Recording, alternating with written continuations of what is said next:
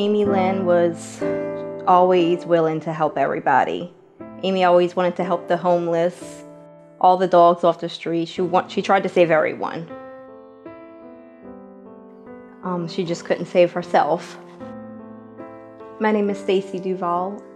My sister, Amie Lynn, was the middle child.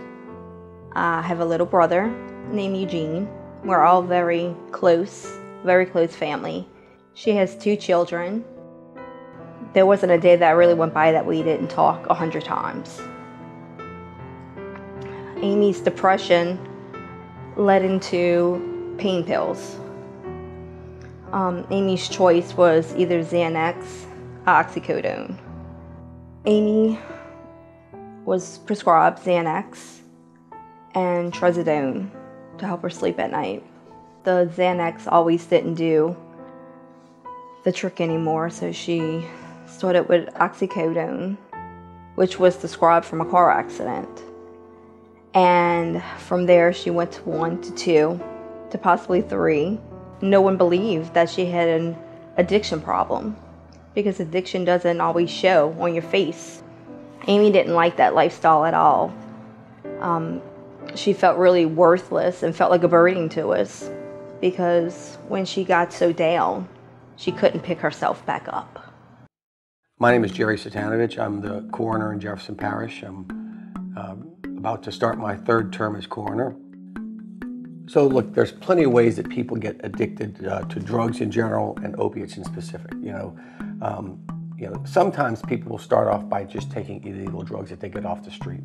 That's the minority. The vast majority of people are taking a pain medication for a legitimate purpose. It could be abdominal pain, could be a sprain, could be a work-related injury, but for whatever reason, they're prescribed a medication. Unfortunately, some people are predisposed to getting addicted, and these people will rapidly need more and more of that medication and start taking it not the way it's prescribed.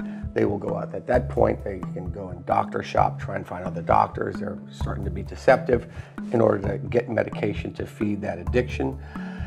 Eventually, they get cut off by the physicians and they wind up on the street trying to buy pills on the street. But those pills on the street are very expensive to get. At that point, their alternative is to buy, a lot of them will go to powdered heroin, okay, which is, they're able to smoke and snort. They don't have to shoot it up. And it feeds that addiction, and it's less expensive than the pills, but their tolerance rapidly builds up to where now it's actually more expensive than the pills, and pills no longer do it. So their next alternative would be the cheap heroin, which is like that Mexican heroin, and that can't be snorted or smoked. It has to be, melted down and injected. So, the other alternative for these folks is to take, or they don't even know it in many cases, they wind up getting sold fentanyl instead of heroin. And that's where they wind up with the unbelievably powerful fentanyl. Once they're taking fentanyl, it's always a buyer beware situation when you purchase drugs off the street. But when they're getting the fentanyl, they're counting on a drug dealer to be a chemist and to titrate how much fentanyl to put into what they're selling to where they are still providing a high to their customer, okay? And fentanyl is so unbelievably potent that it's very difficult for anybody to do that, much less a drug dealer on the street.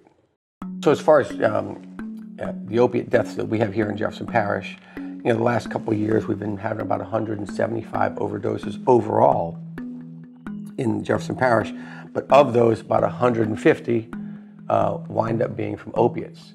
And the majority of those 150, probably 2/3, is from fentanyl.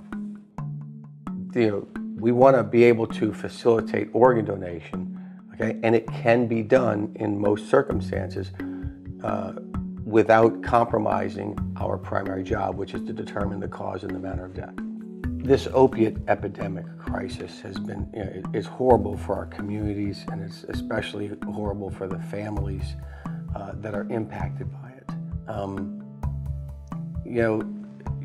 certainly we wish it didn't happen at all, but when it does, as tragic as it is, if one scintilla of good can come out of that death, it's that the organs can be donated to save somebody else's life. My aunt actually had called me because my cousin lives across the street and has seen a lot of fire trucks. And she told me she thinks I need to get to the house. They told me I had to wait outside, and I didn't know who it was. I didn't know if it was her or her husband. So finally they confirmed it. It was my sister. And they worked on Amie Lynn for about 28 minutes before they can even get a pulse back. I just remember just screaming and just pleading with God, just one more time. Just give me one more time with her.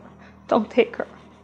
And finally, I remember when they rolled her out of the house, she had machines on her. They were just trying to get her to the hospital as fast as possible because her pulse was just still really weak. And I knew the time frame of her being with no oxygen was not a good thing. A month prior to this, me and my sister had a conversation. She had seen a sign on a car that someone needed a kidney. And she called me and she said, "Stacey, I'm going to call this number. I'm going to see if I can be a donor." And I said, "Amie, you can't be a donor. You can't give your kidneys to someone you don't know. What happens if you need that kidney?" And she just laughed at me. And I said, "I'm going to call Mom and tell her." And she's like, "So what? I'm still going to call." So that was confirmation to me that Amie would have definitely wanted to give her organs to someone. And I remember walking to the nurse's station and telling one of the nurses that I would like to donate my sister's organs. This is what she would want. A wonderful man received her kidney and heart, and someone else received her kidney and her liver. So Amie Lynn saved 3 lives that night. She was definitely my hero. And I couldn't wait to meet Joey. Joey just fits into our family. He's hilarious, he's sweet, he's kind. He's just so much like my sister. I couldn't ask for a better person to receive my sister's kidney and heart. The first time that we got to meet him, we got to watch the Saints game together with my family. That was amazing, just to give him a big hug and just know that he has my sister's heart. Oh, my name is Joseph LeBlanc. I received a heart and a kidney. Oh, I feel great. I got a good heart. I feel happy about that every day. And I got a new family with the heart.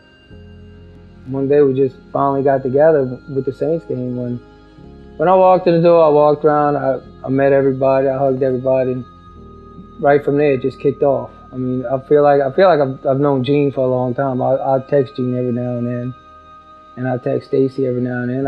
It was just like, I know these people, and we just cut up and laughed and joked and ate and watched the ball game together.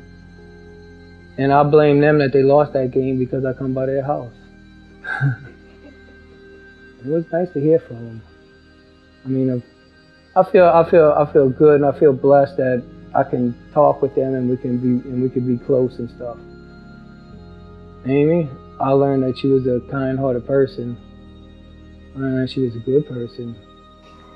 Knowing that Amie was a donor, her children are just so happy to know that their mother lives on in someone else. But I definitely know that they both want to be organ donors, and they're so proud of their mom. They call her mother their hero as well.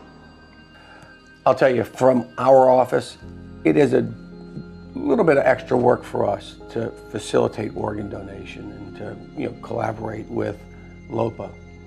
But I got to tell you, everybody involved is more than happy to do it because you're helping to save somebody's life.